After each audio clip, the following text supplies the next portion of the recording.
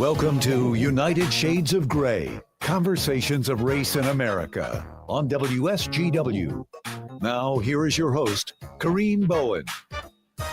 Good afternoon, ladies and gentlemen. Welcome to another edition of United Shades of Gray, Conversations of Race in America.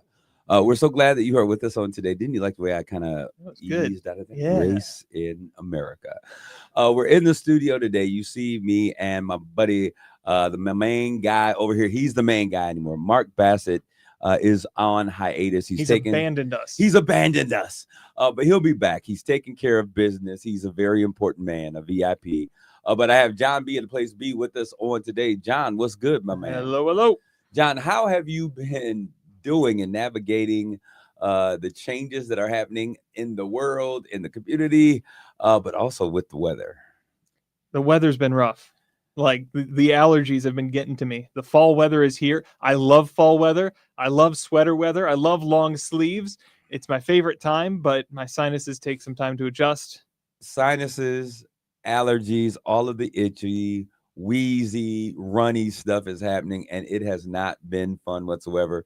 And those of you who are out there listening to this, when you hear this, I'm sure you understand what I'm talking about. Can you hear it in my voice? I can hear it in you, yeah. Man, people are saying, "Oh, you're putting on your deep voice." I'm like, no, I'm trying to get the words out.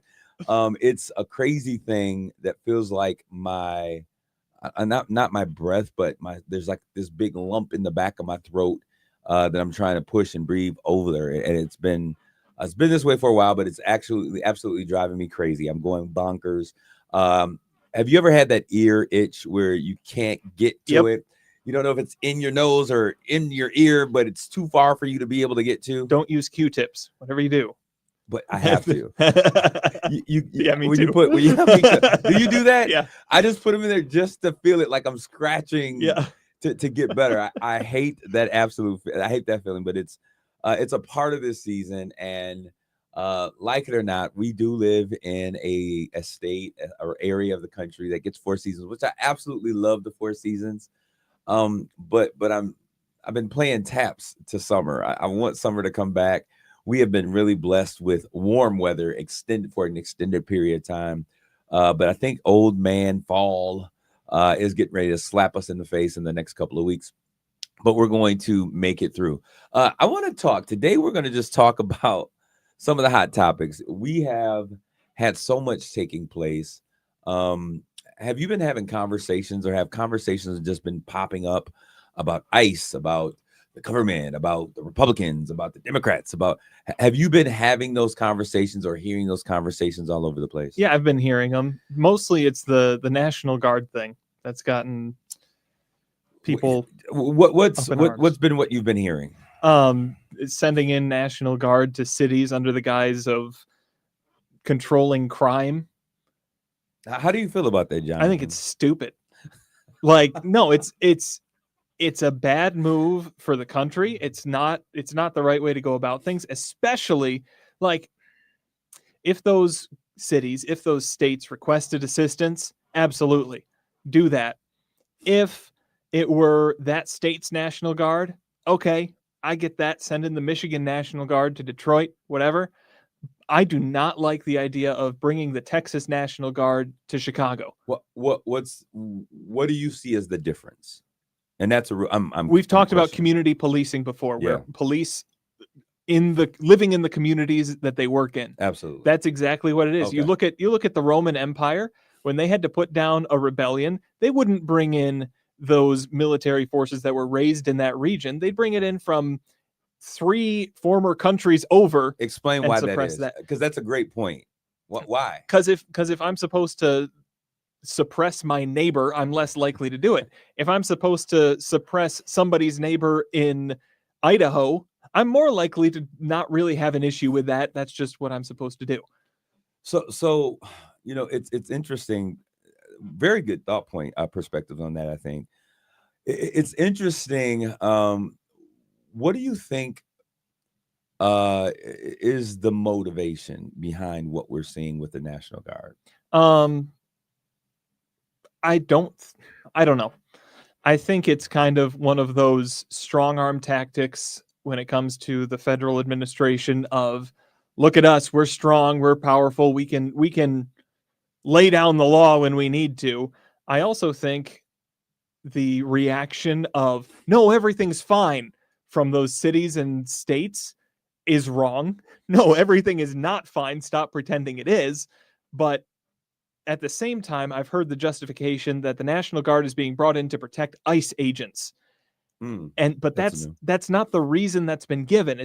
The reason that's being given is to control crime in these cities. And really what they end up doing is walking around picking up litter.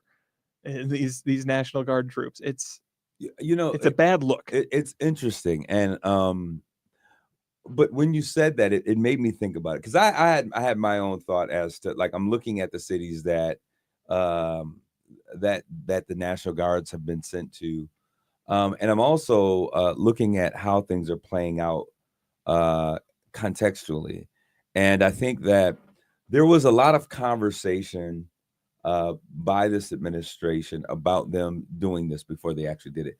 One thing I told y'all, the thing that I like about Donald Trump is the fact that when Donald Trump says he's going to do something, he does it.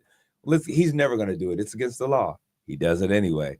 Or he tries to. Yeah. And so there's a weird thing in there somewhere on the inside that I don't like much about what he's doing at all. As a matter of fact, it's hard for me to find anything, but I like people when they say that they're going to do something and they attempt to do what they said. And it's weird because I don't agree with what he's talking about in this particular situation, but you understand what I'm talking about. Oh, yeah. So when I look at that and I look at the cities that he's been sending into, crime reduction in cities like Chicago, they were on a downward trend. Also, DC at a 30-year low in terms of crime. How do you justify going in to save the people from the ruckus and the rigmarole that those cities have been doing a good job in terms of getting those numbers in the opposite direction? That's debatable. I'm saying in the right direction. In the right direction. That's the statement. Yeah. Because crime, we're never going to end crime, right? And we're never going to end things like gun violence and those things, but we can. I'm a person who believes in community violence intervention, that the populations in the communities where violence exists are probably best and have a great understanding on how those things should be handled. So when I see things like what took place, I take markers on the cities that these happen. And I did something, most people, initially I was thinking, these are all democratic cities. And then I also did something else. Most cities are. Well, absolutely. Yeah. But what I did with those cities is I looked at what are the cities that have the highest populations of African-American, just curious, of African-Americans. And the cities that we're looking at percentage-wise are the cities. We look at LA being the number one. It's the highest percentage, and that's sheer by population numbers. Then we look at Washington, D.C., which nickname is Chocolate City.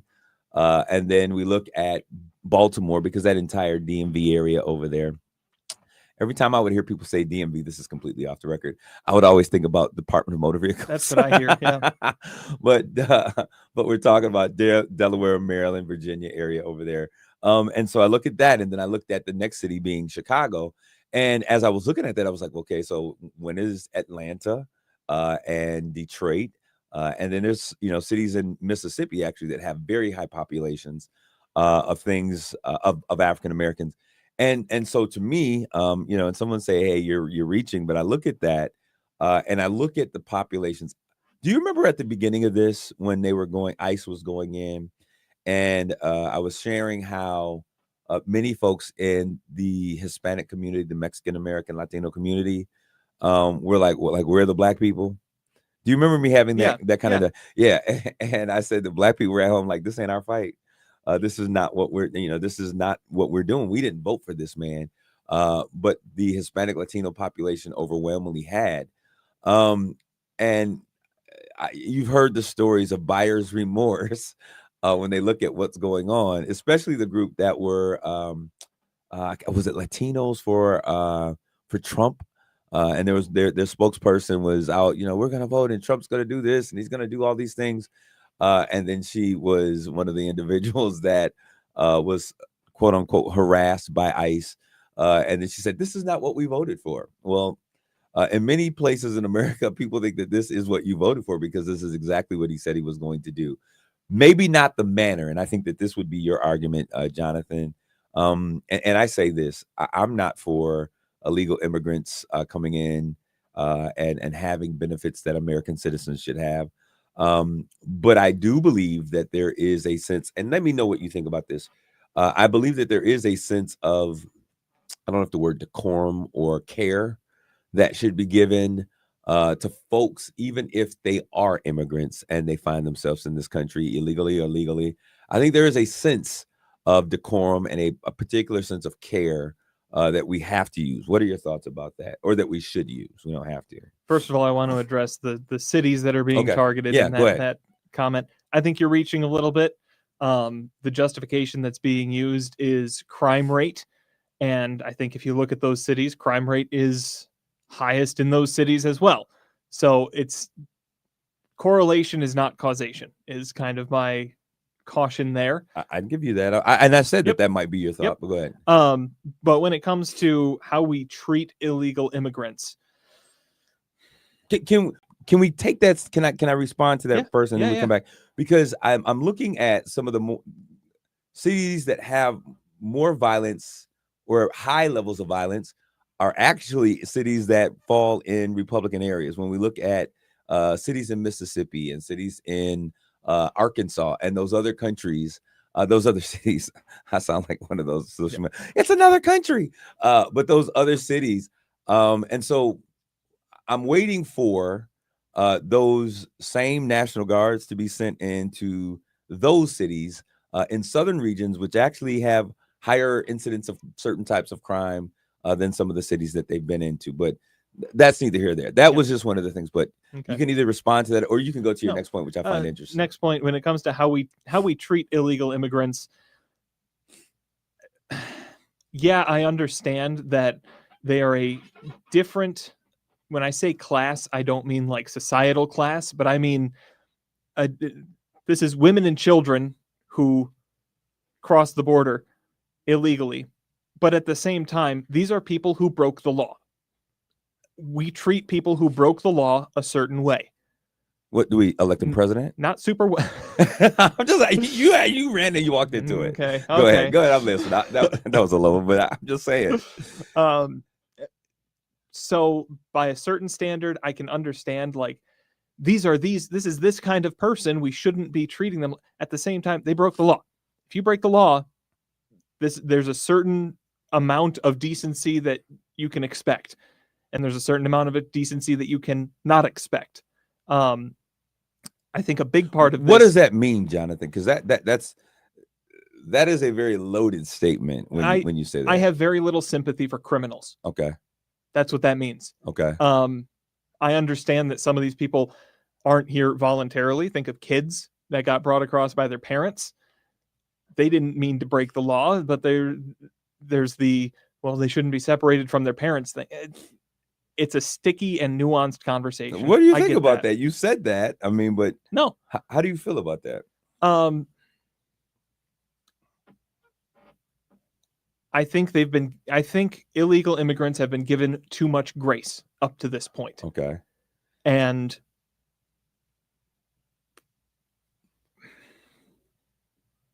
there's a lot of pause in this conversation. There is a lot of pause. I haven't fully thought through vetted the thought where I'm at on this because the treatment of illegal immigrants is not something that's considered.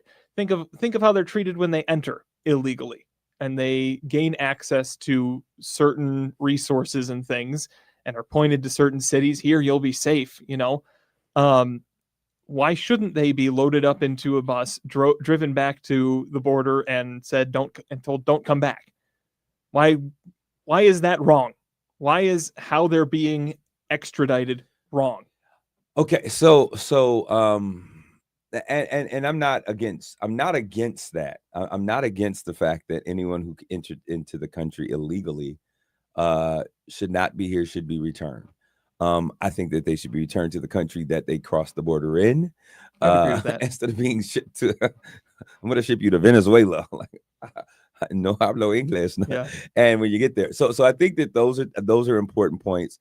But I also think now this is why I find this so fascinating, because the same people who feel very even more staunch than you feel, there is an element of sympathy and empathy that you express. Well, no, you're like, they're gonna get the law, but the same people who are lacking empathy as it relates to these foreigners in our country are the same people who are thumping people upside the head with Bibles, saying that Christianity is key. And when I look at the Not Bible, all of them. well, a very large number of these folks. And so when I look at the Word of God, there is actually very clear examples of what the Bible talks about foreigners that have come into your land. And these are people that are not a part of your country. And this is biblically speaking. So You're talking Old Testament Levitical law. absolutely. But there's a way that we treat those individuals. Actually, anything that happens in the Old Testament, when we get to the New Testament, is magnified in meaning. If I told you don't commit adultery in the New Testament because spirit is inside of us, it is now a situation where you don't even look at her. And it's because we now have his spirit on the inside. So that should be one of the governing principles that lead us. So I'm confused by, what is it and how can we have say that, it's God's way and we're, it's a Christian nation and we need to be that way. And then we don't follow those same principles that we say that we love so much. Because the Levitical law laid down the rules for the children of Israel Absolutely. on how they were to conduct themselves as a people. Absolutely. That is the old covenant, and that is Absolutely. what those laws were being laid out. In the New Testament, it is the new covenant. There are it basically it transcends the peoplehood, it transcends the just for the nation of Israel. Okay. I understand the application of, well, we're supposed to love our neighbor. And how did Jesus talk about the Samaritans who were outcasts and the foreigner in that case? You can love your neighbor, but at the same time, to the law, to the nations of man, God has given the sword of the law to uphold order. And we are a nation of laws. We have rules, we have borders. We do welcome foreigners into our midst if they follow our laws. Okay, so is it a breach of law if the first lady of our nation is here on a visa that based upon the visa type, the Einstein visa, that she doesn't qualify for? Is that a breach of law, or is that an exception or an expansion of law based upon our affinity or our love of a particular group of people or a particular person in that particular situation? Because they got their visas pretty quickly, her coming into this nation. And so either laws apply to all of the people in the land, or they shouldn't apply to anyone. And if we can make an exception in one particular situation, then I think we can extend exceptions in other places. And let me be clear about this. I'm not saying no one abuses our laws. Okay. That happens. Okay. Think of all the tax loopholes that keep billionaires billionaires. Well, I'm thinking about the ones that were passed that are trying to be in this big beautiful bill. But that's another question. I want to get to this because it's, to me, and I said this before, and this is something that I have really have struggled with since 2020, since the social unrest and the social justice cries on one side, and back the police, black the blue on one side. I've always been, my entire family has been paramilitary or law enforcement. So I think you just mean military, not paramilitary. Paramilitary, yeah, military. That's something different. And they've been parachuting, military, and like a part of the law enforcement, right? Yeah. And so I was using the term in terms like that's not military, but it's military-esque. But anyways, and so I've always, I think, been an individual who has respected, and I think that the phrase is, I wanted everyone to get home safe. I remember doing a commercial about 15 years ago, and it was about, police officers and community people. Everyone wants to get home safely. But I struggle with a number of the things that I see taking place and how we view certain aspects of people.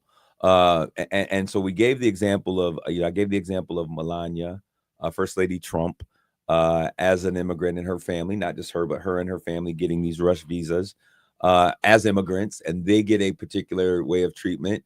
Technically, she was here on an expired visa when she came over as a model or whatever she was doing. And so they corrected the situation. They're rounding up people with similar situations and taking them across the border. How do we account for the difference in how we handle those situations? Different people have different statuses, and So status matters. Oh yeah, and they abuse the privilege that comes with those statuses. So do you think that's good? No. Do you think it's fair? No, but it's the way of things, and it's not unique to one group of people. Okay. Okay. So I guess it is what it is. Because Melania Trump is allegedly, I haven't read too much into this, so I'm not going to say definitively. That's fair. Because she's allegedly in on an illegitimate visa or whatever, does that mean we shouldn't enforce the laws for other people?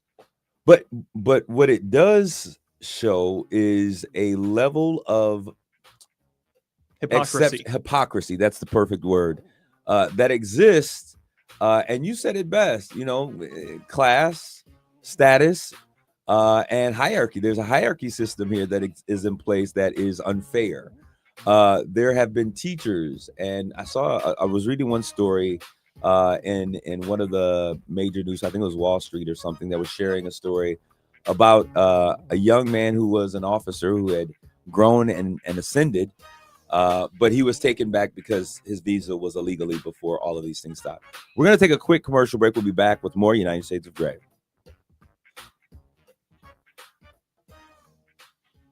Oh, they're calling me now.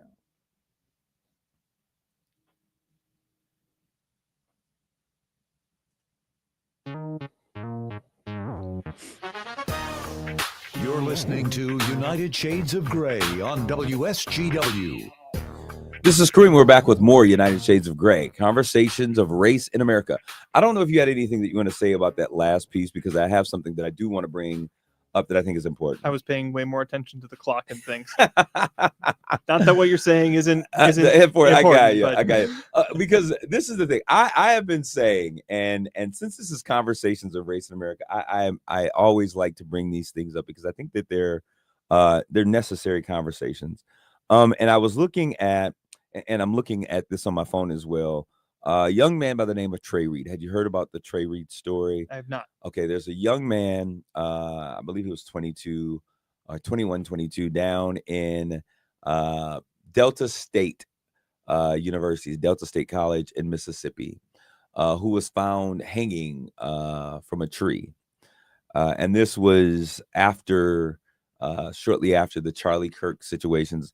I shared with you all on how I'm often confused at how some of the issues that exist in America, I think that Black folks become the targets for when they have nothing to do with it. And the Charlie Kirk situation, we talked about that. And then the attacks that took place or the threats that took place on Black colleges, historically Black colleges and universities that existed. And after that, immediately after that, that first 3-week window, there were, I think, 3 or 4 different individuals or instances where Black men were found hanging in public places. And so Mr. Reed, Trey Reed, it was one of those young people at Delta State in Mississippi that was found hanging from a tree. And when they did his initial autopsy, they said that it was a suicide. Parents were kind of confused because he was hung with his hands tied behind his back, which makes suicide very interesting. Not just saying that it could not happen, but it was an interesting thing, maybe he had tied his hands or somehow behind his back, then he got up and then he hung himself. I don't know. Well, you remember Colin Kaepernick?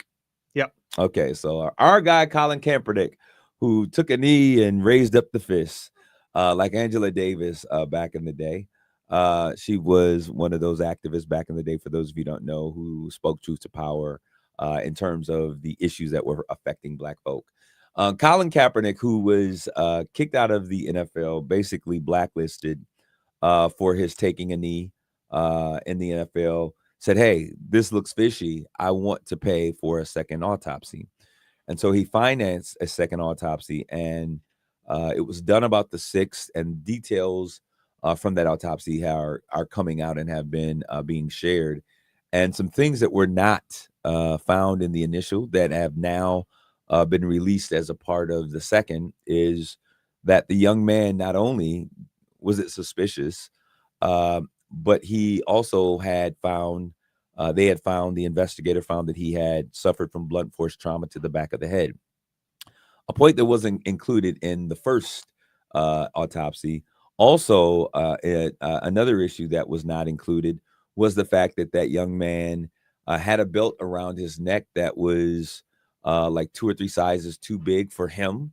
So he was also hung by someone else's belt. Not that that makes it anything, but it does once again make it suspicious.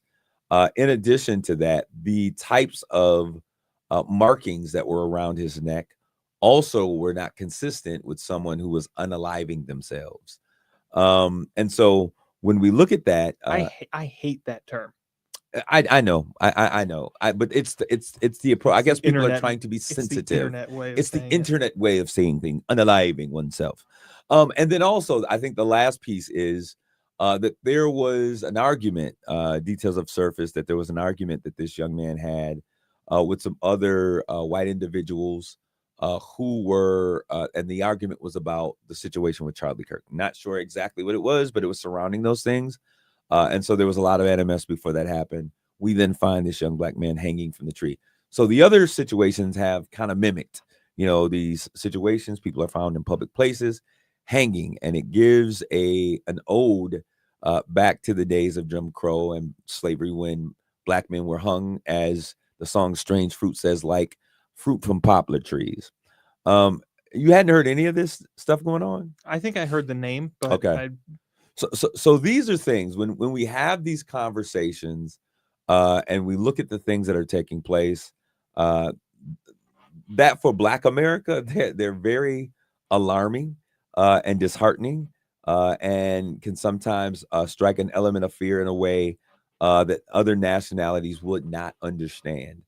When we were looking at all of the things that were taking place, I told you with those initial, what do you call it, when he signed them into law, executive orders, 300,000 African-American women, black women are now unemployed. Other leaders in particular area now unemployed. And my thought in the beginning of this entire thing, when we were having these conversations, is that this was a targeted effort, and it's really an attack on, it's a racist attack against Black America. That was my thought. And I want to get your opinion.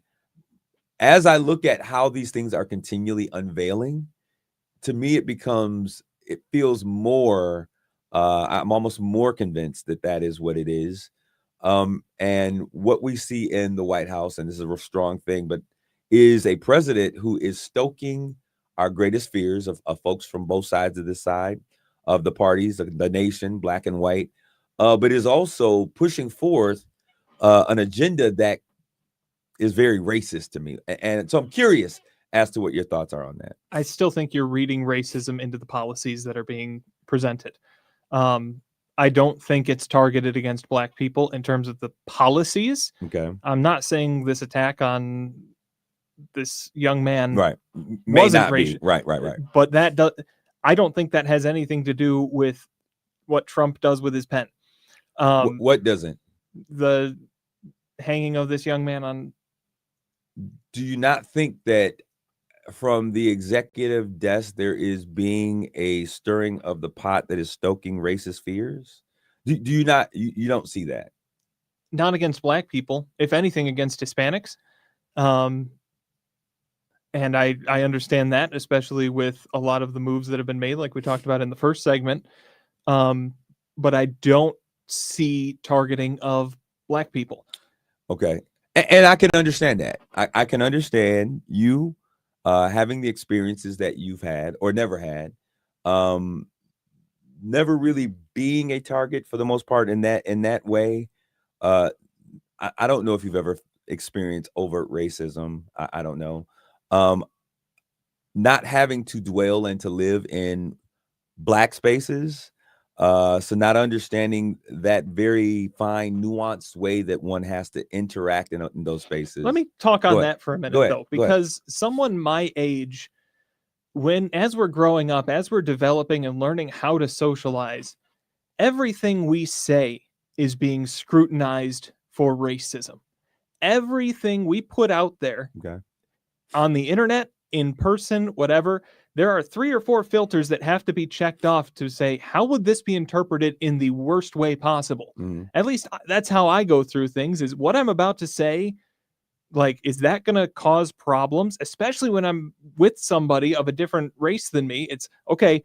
I need to like double check everything I say and the different interpretations that could happen there. I have seen overt racism. Mhm. I've seen it. Not necessarily targeted directly at me, Okay. but I've been a witness to it, and I've seen subversive racism where someone is actually saying something that they're not saying Right. with their Right. words, you Right. know? Right. But there is a certain amount of what you would call code switching when it comes to people my age and how we interact with each other because of the deplatforming of people based on things that they see. There have been public examples of you say the wrong thing, you no longer get a voice. So I think it's unfair to invalidate someone's perspective based on, well, you haven't experienced this. Well, I think I'm not invalidating it. I'm just saying Okay. that you lack the experience of it, and unless you can give me examples of when you have. And so when I look at certain things, I understand that history has a way of repeating itself. And it's not that I'm saying that everything is racist. That's not how I feel. But there are certain things that exist. Even, for example, because if you were looking at what's taking place in Chicago right now, uh, the target, and I said I've been saying this for a long time, and we're getting closer and closer to I believe, the intended target. You can't do anything, I don't think, in order for you to really attack Black people in this country. You have to deal with the issues of immigrants, illegal immigrants in this nation. You have to deal with the others of the nation before you get to the others of African Americans. What we saw in Chicago and what we're seeing in Chicago, Black communities that are being completely uprooted, that are being harassed, whose rights are being overlooked and broken and just kind of completely diminished to get to illegal aliens. And I'm speaking in particular to the one particular apartment complex with the hundreds of people that they woke up and were setting off, the noise cannons and all of the things, zip tying folks and all of this stuff. Some of the stuff that you've seen, if you've been watching online, the zip tying of certain kids and things, some of those things are not true, but were manufactured for social media impact. But the fact that you can violate an entire group of people, they knew who lived in that community if they did their research, that community was largely Black. If we're going to attack those places, guess where most illegal immigrants, if they're not way out in the country, they find themselves in urban populations. And what we see now and what we have been seeing more of more recently is citizens, American citizens, African American descendants of slaves that are now, their rights are being violated to go after illegal immigrants, so to speak. How so? Because they're being put to the ground. They're being forced to show that they are Americans. At the same, Black and notice the terminology that we often use is Black and brown. It's because I have Hispanic folk in my family. There are a whole generation of folks that are connected to the Bowen family who are biracial. Some of their initial family members were illegal immigrants.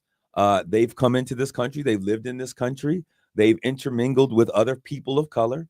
And we now see in cities like Chicago where that barrier of it being brown people is now being crossed because to a darker brown group of people. And there are lawsuits that are being filed. There are people that are making these claims. Hey, I've been arrested. I had my identification. I was taking care of business. I'm thinking about this one man in Chicago, and I was arrested by ICE. They picked me up, took me away, told me to shut up, and then eventually just let me go. That's a violation of our rights. But if we can start with legal violations, then we move to illegal violations. and we continue to put those narratives and those images forward, we as a people become docile to stand up against those types of oppression, which are illegal in this amazing country. And so those are the things that I see. So as a Black man who's experienced racial violence and racial discrimination, I use both terms firsthand. I've lived in places where when I go into white spaces, and you use the term, you have to be concerned about what you're saying, because now, hey, if I say it, they're going to say I'm a racist. But as a Black man, I have to continue to be concerned if, I say certain things, am I going to be offended? In most situations, African Americans don't own platforms like this one that I'm on. They don't own companies that they're in. And so there's always a fear that exists that if I don't become a part of the network, if I say something that makes me otherize, if I speak too strongly to stand up for myself, what does that mean for me? And that is a real piece that, as an African American man, I've had to deal with, and I often deal with on a regular daily basis. My counterparts will say I have a First Amendment right to say this, and in many instances, I say I have a right to say it.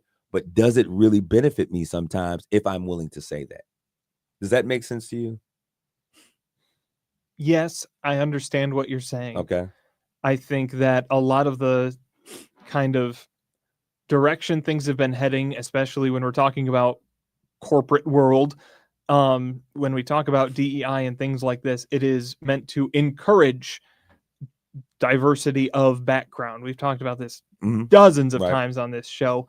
I don't think it is quite to the point anymore that you need to suppress who you are in these spaces, with the exception of those places that are abusing DEI initiatives for the, just checking boxes. If you're just looking to check a box, you don't actually want this person to bring their authentic self. But to those companies, which there are many of in the corporate world, that are full supporters of this DEI thing, I don't think there's as much suppression going on. I think it's more performative. I think that America you think it's mostly checking boxes performative? I think that America, and I'm going to give you a real life understanding of why I feel that way. I think that America understood in some sentences that certain things that they were doing to Black folks, they just could not do anymore. I mean, it no longer could exist.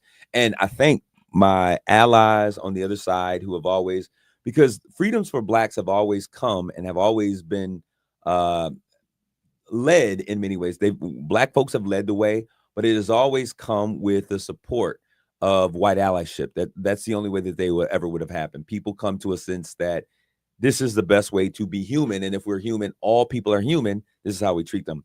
However, I think that there are instances in which things like DEI, I think that intentions and how it was meant to be in legislation was one way.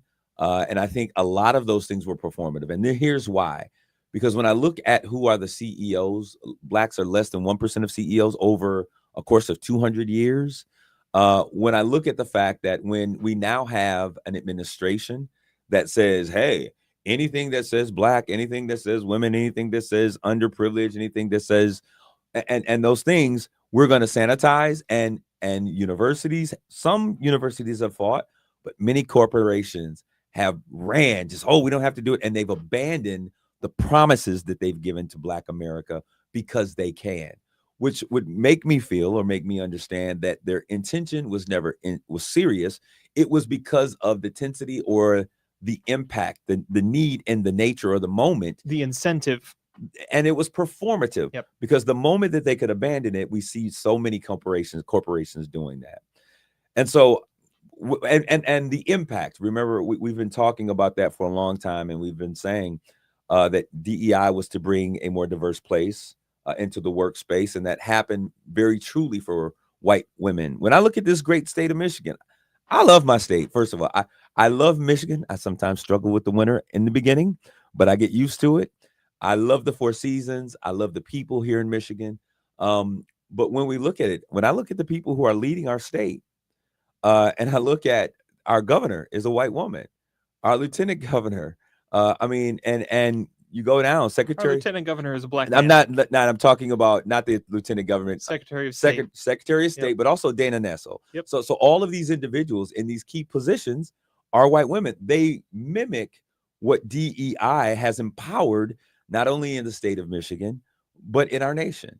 And I think that we often make assumptions and we give out statistics that are not consistent with the reality of those things. When we look at what's happening with the government shutdown, and this is a whole conversation for another day, people are thinking, oh, they're going to get those illegal immigrants and they're going to get those black people off those jobs who are sitting there playing. But the majority of people that are going to be impacted are MAGA folk. And I think that and this is what I love. We see Marguerite, I don't know, it's the evolution of Margaret Taylor Greene, with her saying, this is crazy.